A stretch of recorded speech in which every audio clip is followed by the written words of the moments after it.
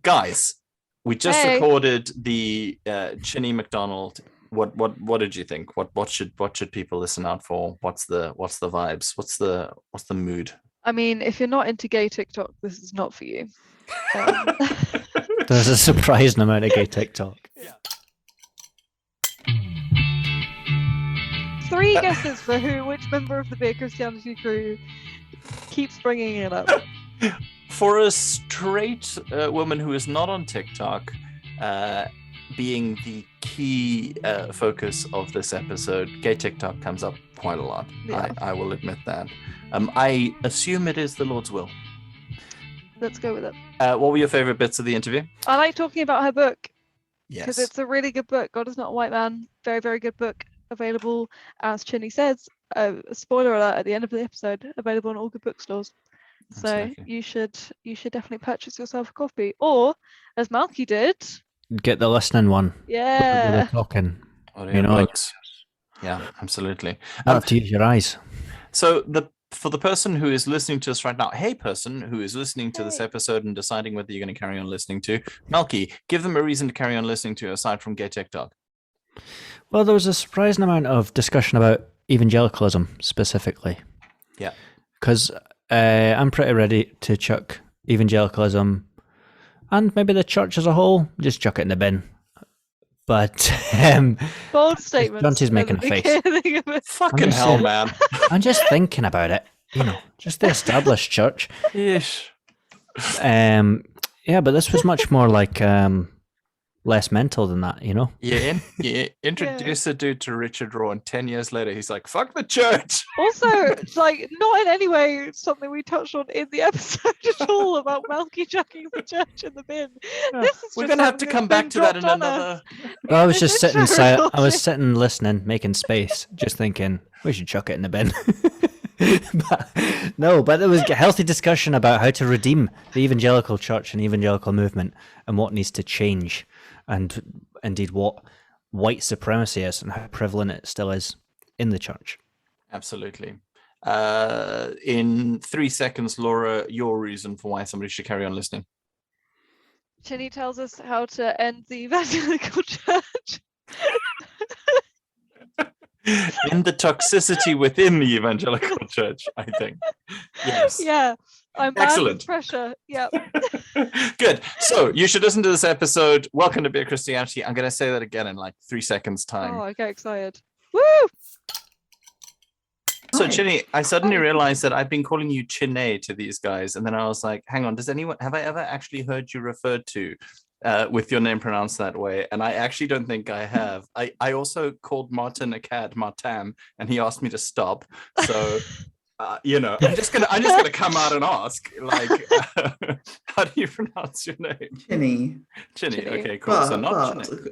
Some people do call me Chinny, but it's kind of got to the awkward stage where I'm like, I'm just gonna leave it since we've been friends for 10 years. I don't know. But I did this BBC thing a while back, and the presenter didn't ask how to pronounce my name and then called me Chinny throughout the whole thing. And I had people that I've known for like 20 years message me and say, have I been saying your name wrong or something? No, the BBC guy is the one saying my name wrong. You chill out. I always That's default okay. to the fanciest possible pronunciation of the Chinny. name. Chinny. Chinny. My full name is Chine McDonald. Do you want to say that? Ooh, Chinameram. Yeah, Chine Chine McDonald. McDonald. That's cool. That is a good. That's Cinnamon. really. Welcome to Beer Christianity. My name's John T. I'm Laura. And I'm Malky. And with us, we have Chine McDonald. And Chinny, welcome to the podcast. Thanks for having me. I'm excited. You were just telling us that you are already dressed for bed, which I think is the first time we've had somebody in pajamas on our podcast. So it's a pretty. As far as you know. That's so true. I Or just in felt so person. comfortable. I'm so glad.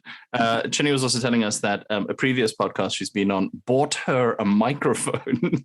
We are not that podcast. So welcome and thank you for doing this, despite the fact that we have not bought you any electronic hardware. You are benefiting from their generosity. So Yeah, So good. I like it. Redistribution of wealth. it's great for us. Would you like to tell the listeners a little bit about who you are and what you're currently doing?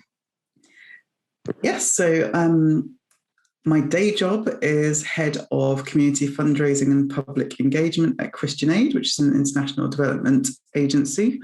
But in my spare time-ish, I'm also on the boards of a couple of charities. So Christians in Media and also Greenbelt Festival, which I love. I also do a bit of BBC broadcasting on the side, particularly BBC Religion and Ethics. So do Thought for the Day on Radio 4's Today programme, as well as the Daily Service and things like that, a bit of presenting. And I've just written my second book, and my book is called God is Not a White Man and Other Revelations. It came out in May this year. So with all that stuff doing, you can see why you have so much time to do things like podcasts and stuff with us. Okay. Oh, I always forget to say that I'm also on the leadership team of my local church, of my church. And I'm also married with a 3-year-old son. So I always forget them. They're also part of my life. That is a very impressive list of things that you're currently involved in, and we're obviously big fans of Greenbelt, particularly, and also fans of Christian Aid, I think, as well. Like, if you're listening to this, particularly if you're not familiar with Christian Aid, you should check them out. They are very, very cool. How do you find the time to do all of these things? And do you get exhausted? Because there's a busyness culture thing that happens in the church, I think, particularly, that can be quite crushing. How do you balance it? This is, by the way, not saying how do you balance family and a career. Just want to say this is not that straight out this the question. gate. That's not what I'm saying. I'm saying how do you balance Christian Aid and Greenbelt? No, I don't.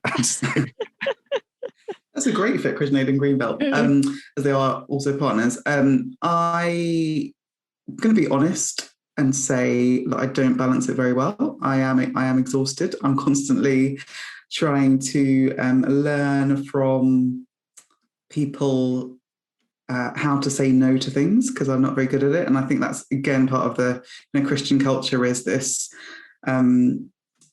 this need to say yes because you want to show that you're a nice person and a good person and servant-hearted and all these kinds of things. But actually, I'm increasingly learning to say, actually, no, I can't. I'm pretty tired. But having said that, I get really excited by lots of things. I love the opportunities that I get and get offered.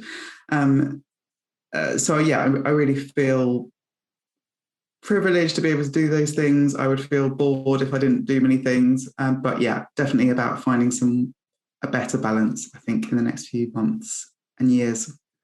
I think we're all very grateful that you have found the time to write a book, which is impressive in itself, but also it's apparently a really excellent book, although you got some quite negative, reactions from people who hadn't even read it, which I think is quite impressive. Tell us a little bit about that. I'm just assuming that these people haven't read it, but I think they haven't read it. I don't think they have read it. It's just the kind of usual Amazon reviews of people responding, I think, to the title of the book, God is Not a White Man. Some people don't like that title because they find it quite confrontational if they are white people or white men who think that I have taken the race agenda too far by suggesting that God is not white. So I think there's lots of people who kind of respond to this, I guess, conversations about race, who feel threatened by that, who don't think that the church or theology should be, talking about race. And yeah, so lots of reviews on my book on Amazon that are very, very vague, that don't actually talk about the content of the book, but talk about the title or talk about wokeness or race wars, etc., which is, telling. Absolutely. Laura, what did you think of Chine's book? I thought it was great. In fact, I wasn't one of the people who left a bad review, I do want to say. Before I just jump into that, but I had a Laura said your wokeness has gone too far. I did not read it, and I told you it was vapid and unnecessary. No. I said it was, in fact, actually, my title was a must read because I think it is, and I've got it right next to me to show as a prop. I don't know. This is not a visual podcast. I don't know why I have it with me, but I just wanted to show you. I want Chine to give you shit like Martin Acad gave me about having the book near me. What is Malky trying to show us? Marky's blinding us. Great. Thank you, Marky. We can't see what's on That was there. awful. This is great podcasting.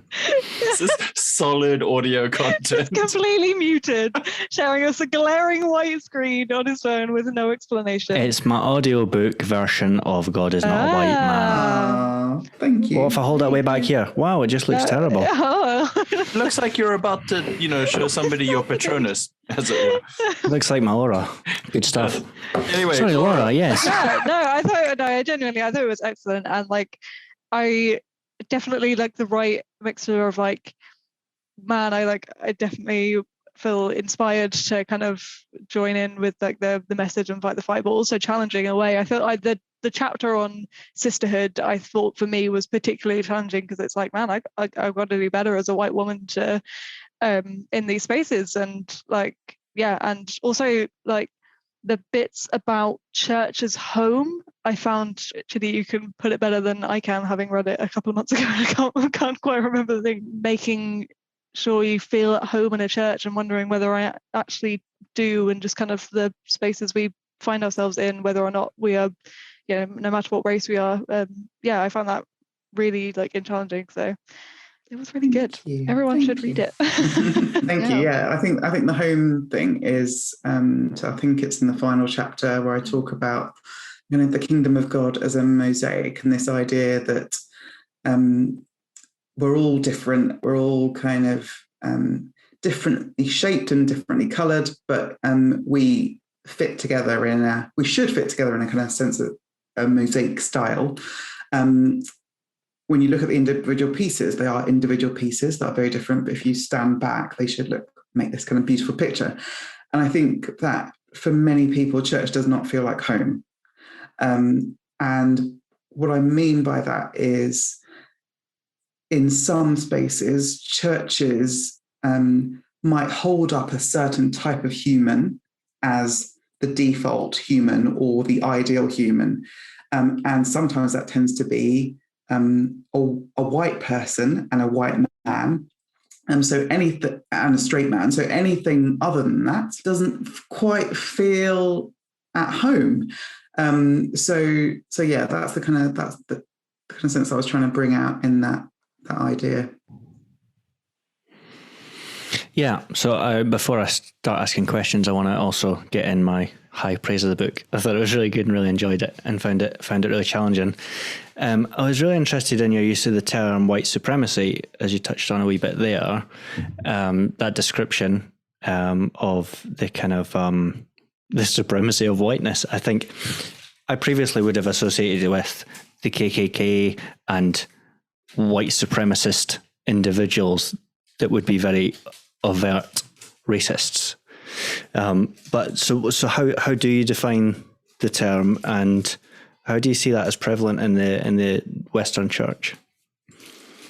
Yeah, so I tended to, part of the point I was making in the book is that racism and white supremacy are not just found in the transatlantic slave trade or in lynching or in the KKK or in using the N-word, that our churches and our society as a whole are inherently biased towards this idea of whiteness as supreme. So I interchanged the kind of phrase white supremacy with white superiority, because that kind of feels a little bit softer and more manageable. But really what I'm talking about is white superiority and white dominance and whiteness as, again, the kind of default and the ideal.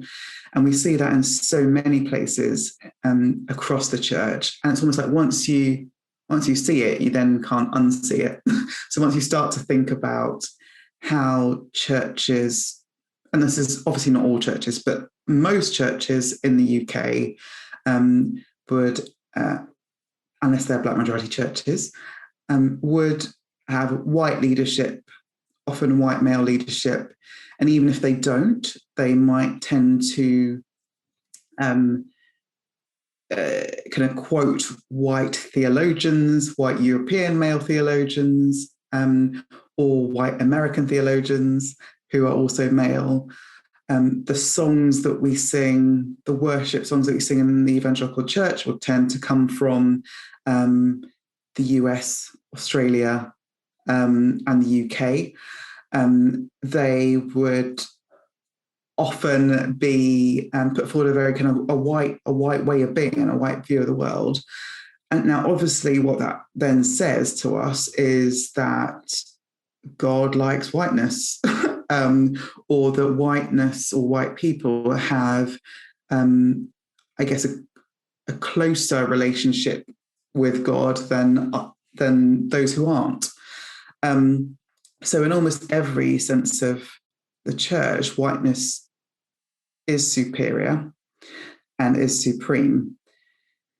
And even when you think about the existence of Black majority churches, for example, you might ask, why is it that those churches exist?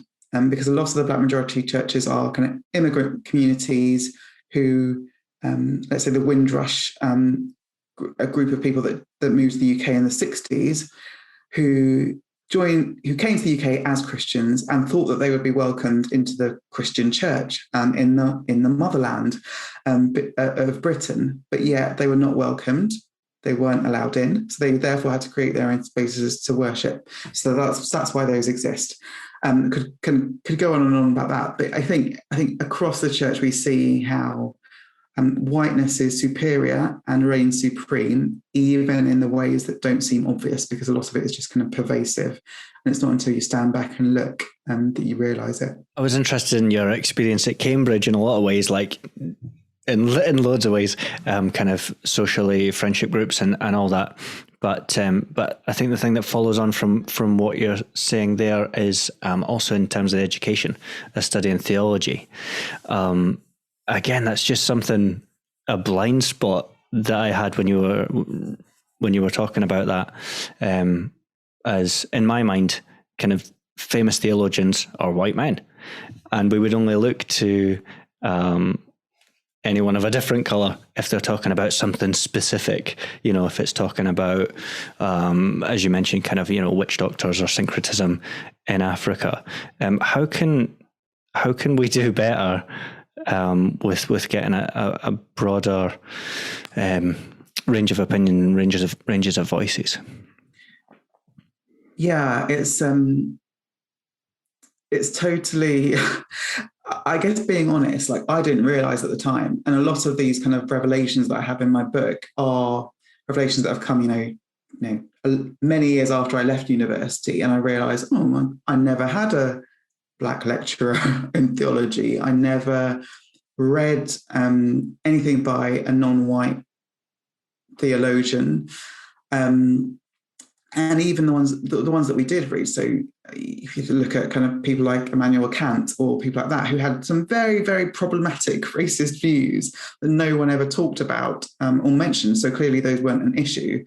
I think part of how we move forward on it is a lot of what I think is going on at universities now, which is about diversifying reading lists, decolonizing curricula, and all of that. None of that can happen unless you kind of stand back and notice it and take notice and realize that actually we've got to work harder. So I've been really encouraged by some of the church leaders I know who just work really hard to make sure that in a sermon they are not just quoting white men, not just quoting white theologians, trying to diversify what they do and recognizing that means putting in a bit more effort.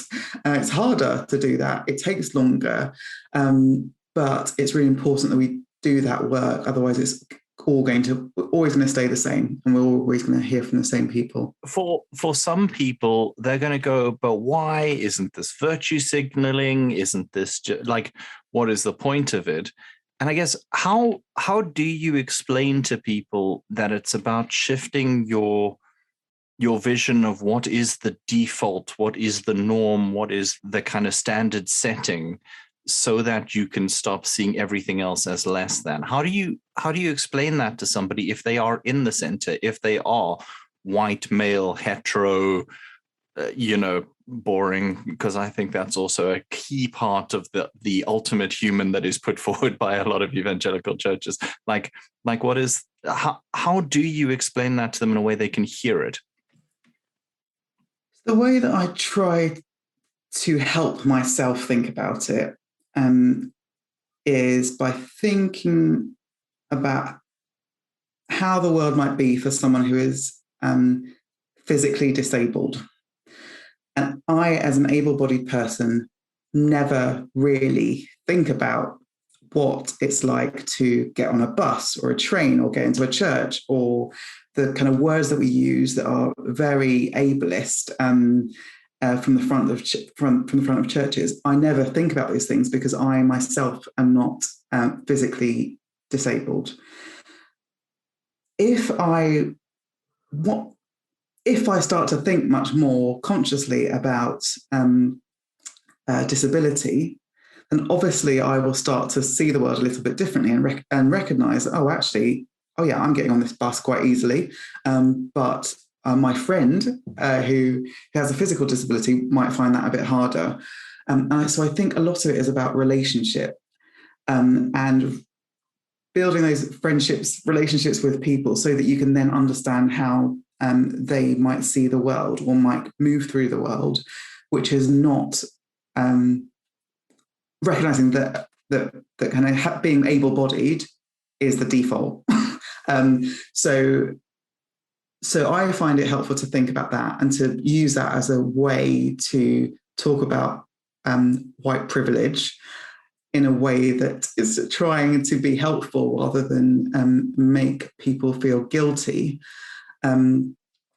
So yeah, I think that's one way that I'm trying to do it, recognizing that the world isn't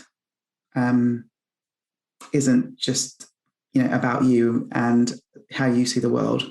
But for me, a fundamental part of why I'm trying to expand people's views is that as Christians, I think that we make God much smaller if we limit our theology, the way we do church, everything to a very narrow white male way of seeing the world. Like, God is obviously bigger than that. And God is a God that didn't just create like white British people or Americans or Australians. Like, there's a whole world out there of people who God created and loves equally. So why don't we have a bit more of that rather than this kind of narrow view of God? And I think, the fact that your title was controversial at all is kind of bizarre, and reflects this thing that I got addicted to TikTok recently, and this is going to be an intervention, I'm sure, at some point, because I think I probably spend about 27 hours a day on TikTok now. But I'm watching a lot of kind of progressive TikTok, obviously, where people are getting a lot of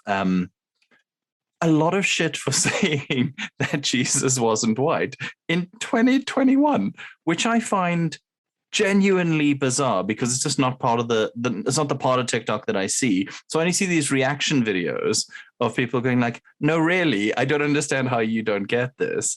And I just wonder if that's an important thing still, because it seems to be, even though within the parts of the church that I occupy, I think everybody gets that. But like, when we're talking about theologians that we're quoting, like St. Augustine was from Algeria, like, the idea, it's not weird to include these guys, but we almost have to kind of note that's what they are, because otherwise people will just assume, but Jesus was white and, all the same. So how necessary do you think that still is? Because to me, it seems shockingly still necessary. And I don't fully understand how, because a lot of the people who are arguing with this are quite educated in other ways. Oh, I've got to get myself on progressive TikTok. It is. I mean, you go through gay TikTok and then you get to, the other parts. TikTok will take over your life just before you Oh, make I that did have it leap. in the early days, and I was like, I'm going to get too addicted to this, so I had to delete it because it was ridiculous. I deleted it and then I reinstalled it, and I now spend most of my day on gay TikTok, and it's the best thing ever. And I spend most of my day watching the TikToks that Jonty sends me. It's true. Well, I didn't know there was like a theological there's some horrible conservative TikTok as well, but that has been filtered out of my algorithm, it seems, quite strenuously, which is quite amusing. I apparently am a lesbian at this point, because that is where I sit now. It's not even, I don't see that many gay men anymore, and I miss them, but also the lesbians are cooler. So, I'm kind of all right with it. I'm learning shit, so it's fine. Anyway, sorry. I mean, I know everything's about me, but you can also answer the question. Yeah, so it's there's a lot of clever people, and obviously, like everyone, we all know that God isn't a white man, right? Everyone knows that. Although some people don't know that. I was going to say, are we sure? I realised I wrote an article for the Times, and yeah, some of the people responding to that they definitely think that God is like from London or something. I don't know. So let's assume that everyone does know that God is not a white man, and that Jesus was a Middle Eastern Jew, in our heads as intelligent people. However, despite knowing that in our heads, most of the images that we see of Jesus and God are of white people. Most of the images throughout history that depict God have been of white males. And God is an old guy with white curly hair. Jesus is a blue-eyed, sandy-haired, bearded guy. So we might want to kind of belittle that a little bit, but I don't think we can underestimate the impact of that on people and what message that is sending to people about who God is. And I think even if you move away from the kind of literal depictions of God and Jesus, I think it's really interesting when you remind people, and when I speak at kind of white churches, when I just remind people that like hardly anyone in the whole Bible was white, not just Jesus. Jesus wasn't the only brown guy. Most of our kind of heroes of the faith, they're all brown people, and we don't recognize that. And working class as well. Yeah.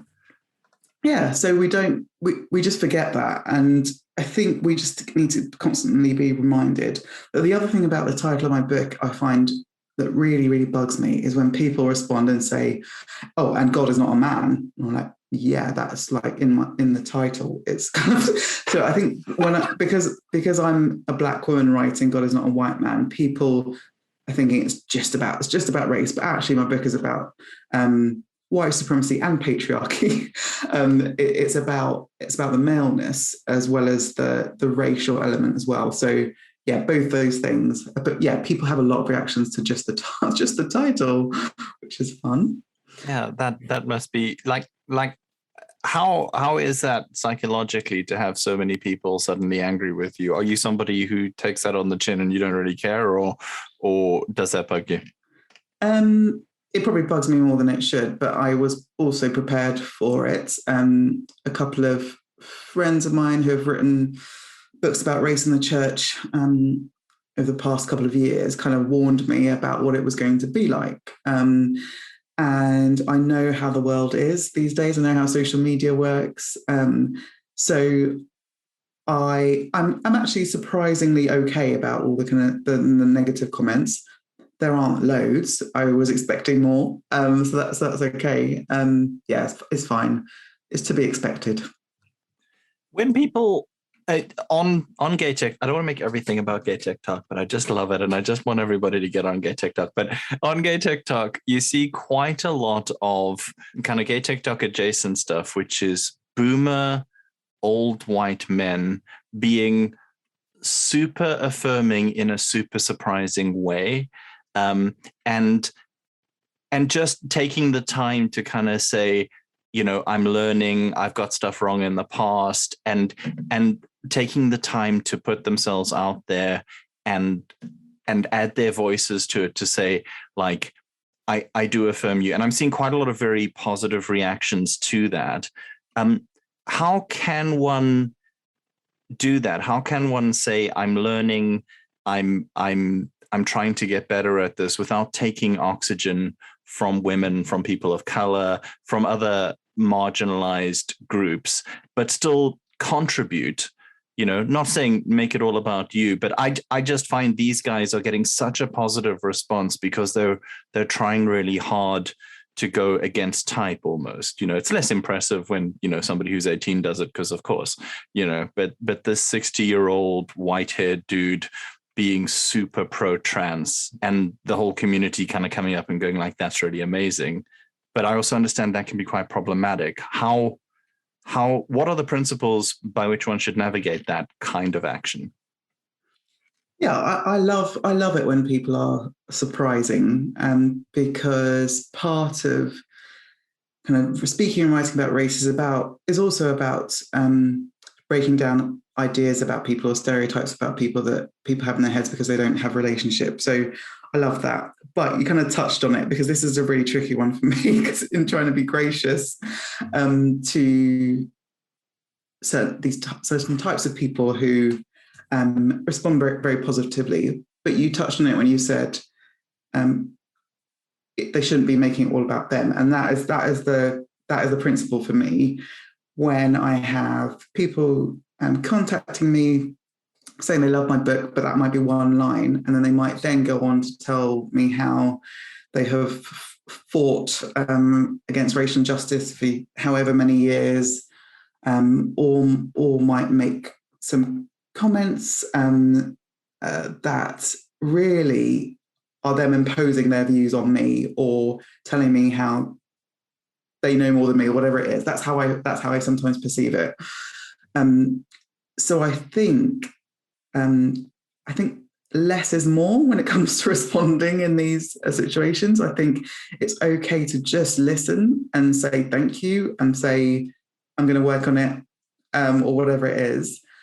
It's when it gets to a lot of words, a lot of words that are about the white men themselves, rather than what I've said. So, but obviously I want these people to engage with the book, and I want them to feel moved, challenged, convicted, ready to kind of be allies, or fight with. But yeah, number one principle is just don't make it about you. It's tricky. It is tricky. Like, I don't want to say too many words, but kind of saying way too many words is kind of my thing. So I'm just going to go with it. It's fine to talk about gay TikTok. Like, I mean, you can use a lot of words about gay TikTok. I guess the thing I am finding really uncomfortable is, for example, my book, I'm quite vulnerable in my book. And I feel like I wrote it in a bit of a trance. And then when I received the hardback copy, I was like, why on earth did I write all this stuff in this book? Because I've kind of shared a lot of stuff. So I find it really difficult when older white men are talking to me about what I wrote about my hair in my book, for example. I'm just like, could you not just like listen and then not make any comments? I don't know. But I put myself out there, so it's almost like I've given permission to people to talk about something that's personal to me. But yeah. And speaking of being, oh sorry, I was just going to say, there goes the white man. Yeah. Shush. Listen up, you guys. Talking of putting yourself out there and being vulnerable, this is a spoiler for those who are going to listen to the audiobook. But not only do you talk about stuff, you sing. Yeah, I missed that, man. Which is clearly, because often I visualize the written words when I'm listening to an audiobook, and clearly that would have just been a written little paragraph. But the way you kind of introduce that and build it up is like, this was a really vulnerable moment that you sing in this chapel, and then you break into song. It's like, whoa, it's really emotional to listen to. So well done. And that also wasn't planned, because I was because obviously you're recording the audiobook in a little booth next to a producer, and then there's a bit where I talk about an Igbo song. Igbo is the ethnic group that I'm from in Nigeria. This song that I sang at St. Paul's Cathedral, and I started to read the words, and I was just like, this just sounds really silly like to me to just read it. So he was like, well, why don't you just sing it? And I was like, okay, I'm just going to do it. Just do it once and then move on. So, yeah. That is unbelievably brave. Holy crap. Yeah. Amazing. Now I'm going to need to go out and get a copy of the audiobook so I can hear how it's actually supposed to sound, because like I bet that's amazing. And just like, again, continuing on the theme, like I think it struck me as well how recent like events that you talk about in it, like you touch on the 6th of January 2021 of storming the Capitol and stuff like that. You talk about the pandemic and stuff like that, and for it to be, I don't know, like so much, obviously like very much still the life that you are living, and like it's not like a retrospective memoir of like this is like your life now. I feel like that must be difficult to be so vulnerable and so raw, like you were saying. I think that was that just really struck me about how you're touching on such recent stuff. And and that's because that's when I was writing it. So it's a book that I've been talking about with the publishers for a couple of years, but when it finally came to, I did a proposal that was then accepted, and then got the contract in February last year, February 2020. And then it was the pandemic. So then I was like writing it during lockdown, started writing it, before George Floyd, then George Floyd happened. So I was writing as I was living it, and living through the emotions and revelations. I wrote that in the process of kind of devouring and thinking much more about Black theology.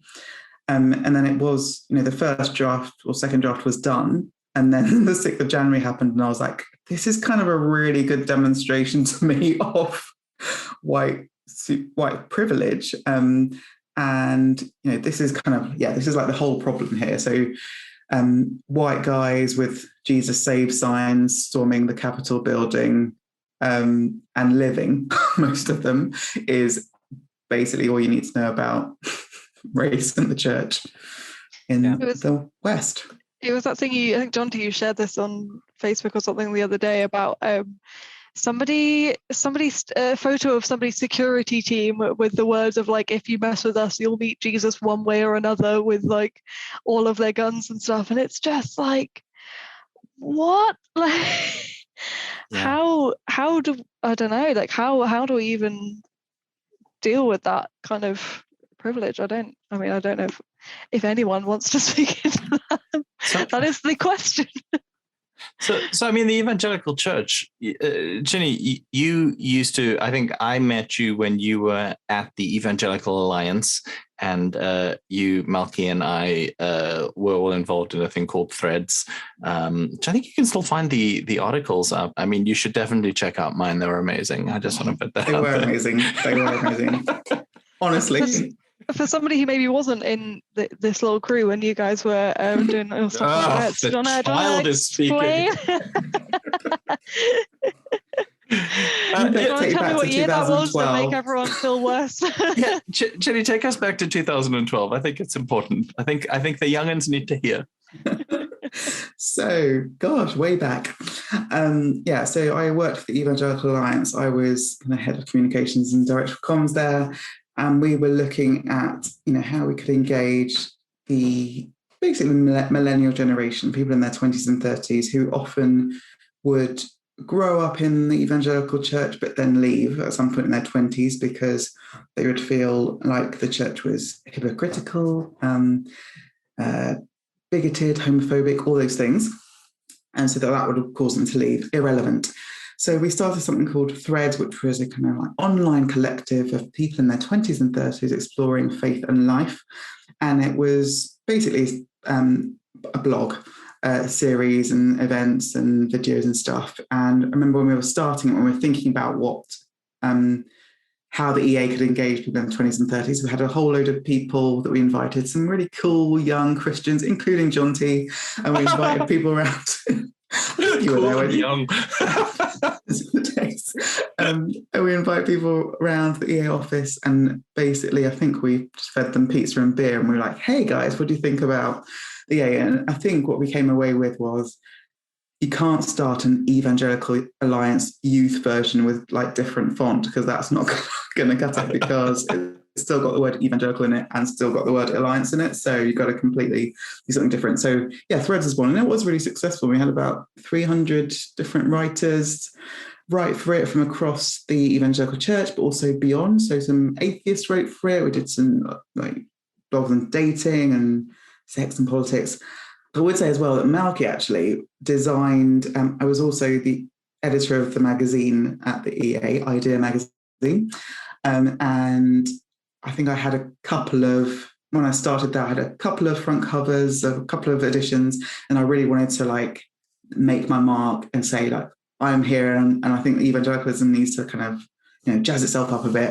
And I got Malky to design the front cover, our first front cover, and I think it was, it was a story about a survey that had been done into church leaders, number of church leaders that had affairs.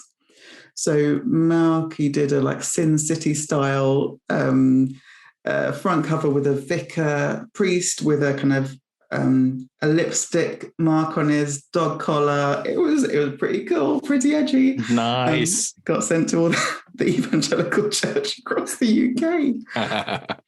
Yeah, and that's when I was like, I think I was still an intern. So yeah, I would have been freelancing on the side.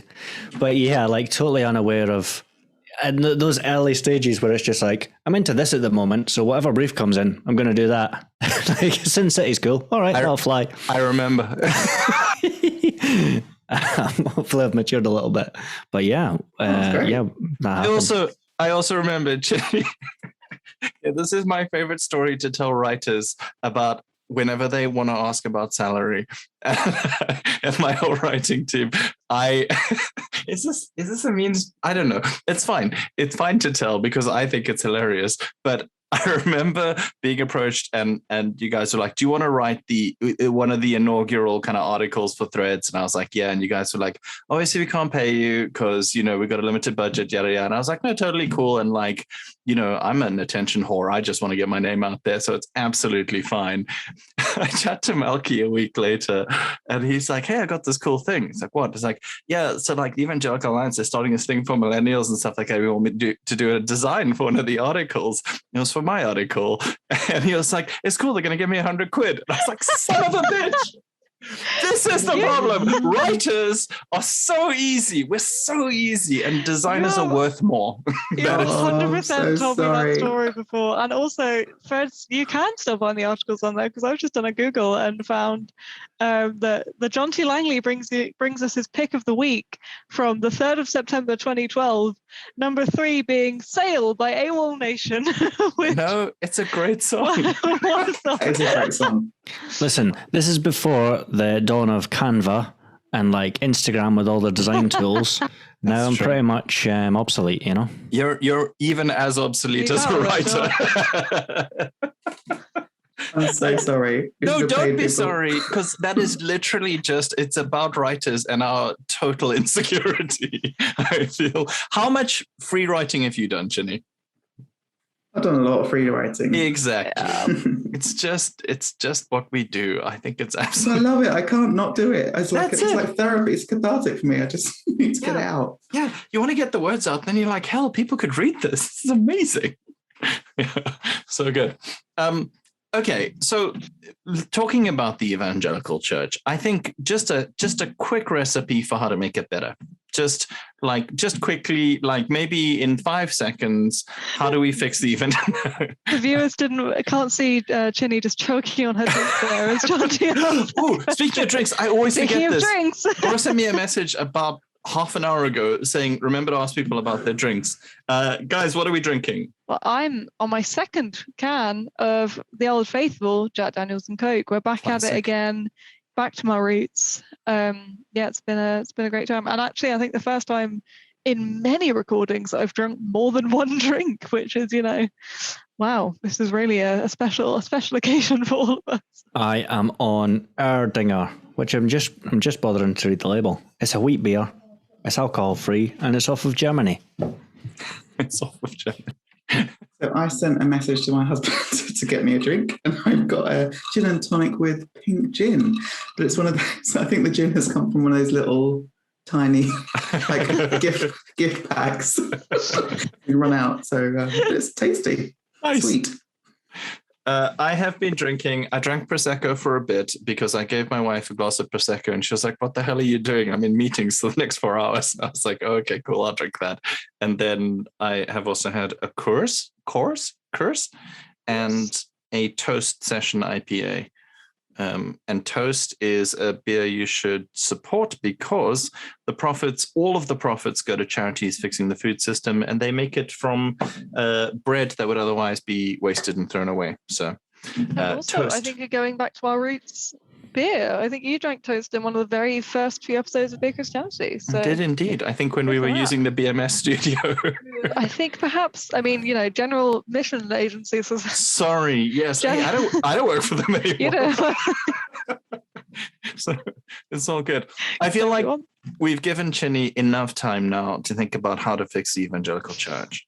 So, that's a facetious question, but we were talking a little bit before we started recording about what is wrong with the evangelical church. And I have a lot of love for the evangelical church still. And I get a little bit queasy when post-evangelicals and progressives and liberals and people whose world I think I occupy are just relentlessly negative about the evangelical church, which I think is full of some very good people who want to make a difference, but who have been perhaps led quite badly. I don't know. Is that something that would resonate with you at all? Or yeah, so I don't know whether I'm call myself an evangelical anymore, but I am an evangelical in that for me, the Christian faith is good news.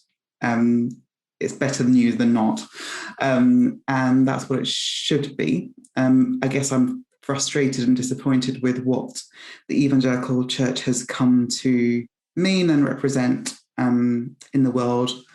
It was already bad enough before Trump. It's now even worse. So that's where we are on that. One of my favourite stories, Evangelical Alliance stories, is so Evangelical Alliance that I worked for many years. I loved. It was started 170 something years ago in 1846, and it started in the UK, but there was this big conference where evangelicals gathered from around the world to meet and form the EA. And in 1846, British evangelicals made a decision that Americans couldn't join the Evangelical Alliance if they were slave owners, right? So that was in 1846. At various points in history, the evangelical church has been about, is often about social justice, social good.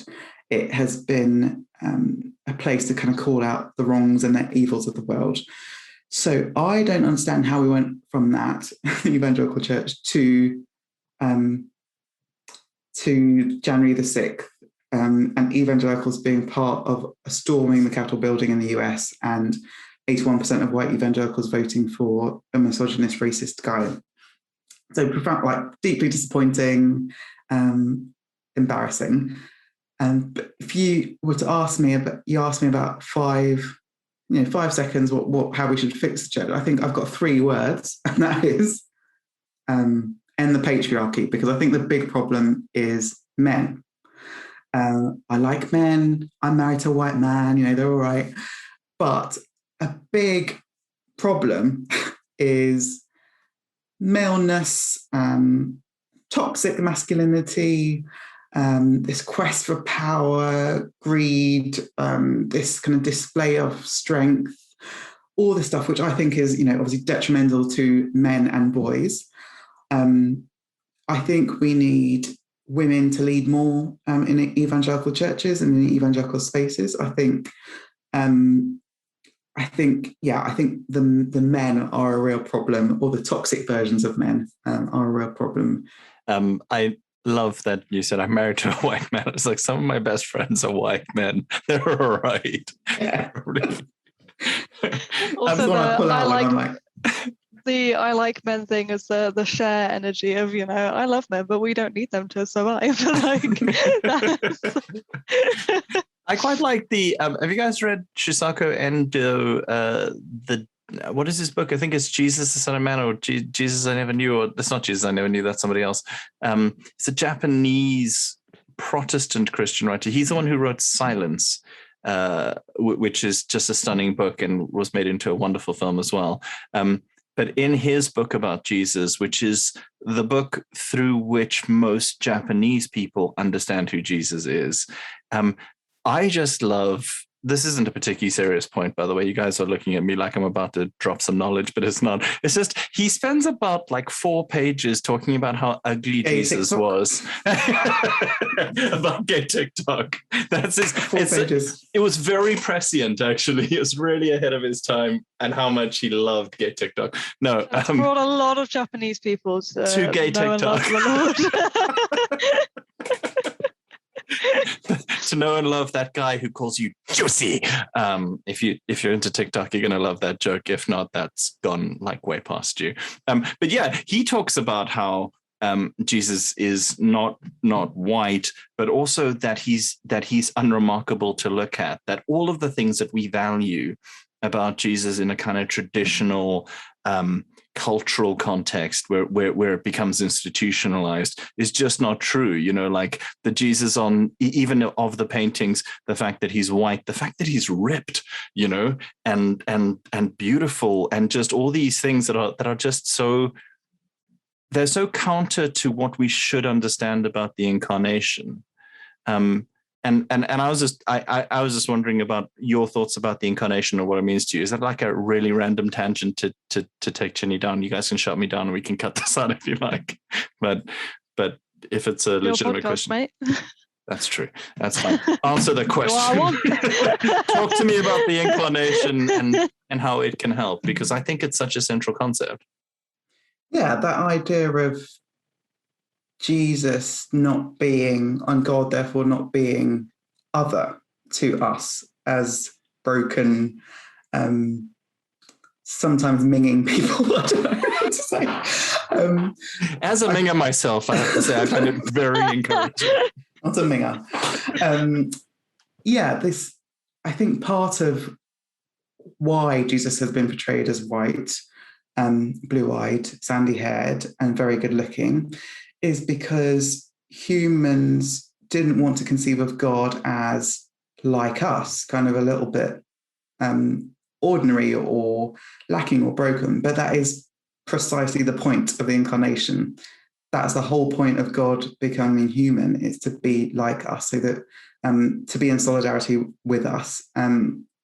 So if we continue to paint God as this arbitrary yet kind of very beautiful human being, we're still othering God from ourselves. And so the incarnation is about God becoming like us. And I think we forget that in the very pretty Jesus.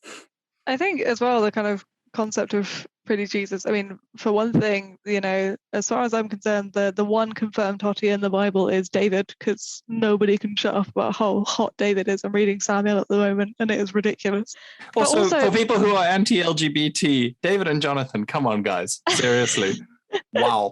I mean, we can all just good friends. Just buddies. Just good friends whose relationship made one of their dads super angry, who kissed each other. One of them swells when they hug. Just like everything's fine though, guys. That's cool.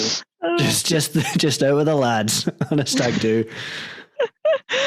But no, I think it's something that is the kind of concept of pretty Jesus and just the concept of beauty in general. And I think actually that's a very, very good point, Jonty, in terms of how we see each other as well, because and also Chine, you touched on this a lot in your book in terms of like beauty and how you as a Black woman have been perceived in that kind of regard, because of white beautifulness being the apex of attraction and stuff like that. And actually we attribute so much of beauty to value intrinsically, and like how do we break out from that? Yeah, because I think another thing that we often don't think about is Mary, the Mother of God. If think about what she looks like. Likely in your head, she looks like a very beautiful white lady, but she wasn't white. She was also not white.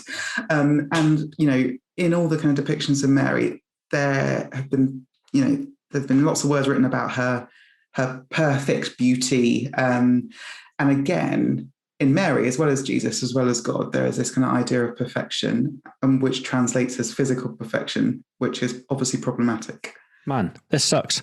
I am a progressive woke white guy who's totally on it. But something as simple as when you were talking about earlier, listing St. Augustine, but even the saints, and specifically Mary, because I think with Jesus specifically, I think I've made that transition. It's been talked about, and I've focused on it, and I'm aware Jesus was most likely a brown man. But yeah, all the supporting cast, they're still white in my head. See, I picture Mary as a girl I used to work with called Lucy, because we did a poster for the movie Nativity where I was Herod, and I gotta say I make an excellent Herod, and she was Mary, and that's how I picture her. And I think she's white. I don't know. She's ambiguous. It's hard to tell. Still problematic. Lucy, I blame you. If you're listening, well, she's not listening. Go down a very different road to what that went down. I'm so glad it didn't. Yeah, no, don't worry about it. Chine, final thoughts for us, just in terms of I think a lot of our audience is American. I would imagine a lot of our audience is white. What advice would you give to us to be better? I think we have got to face the discomfort and the horribleness of the truth of what our churches have kind of put forward over centuries and decades, and those things being racism, sexism, white supremacy, toxic masculinity, all of those things, and I guess also a quest and a hunger for power. I've been kind of really broken over the past few months by lots of the revelations and the unveiling of the things that were going on behind the scenes in some of the evangelical organizations that were foundational to my faith. So at the moment I'm listening to the Rise and Fall of Mars Hill, the Mark Driscoll podcast. I've read Jesus on John Wayne. I've read White Too Long. I've read The Making of Biblical Womanhood. I've read a church called Toe, in which all of and I've watched the Hillsong documentary recently as well. All of these things that I loved and really definitely formed my faith. What was going on behind the scenes has been kind of unveiled for what it was. Now, I think we can't pretend that we are perfect and have everything right.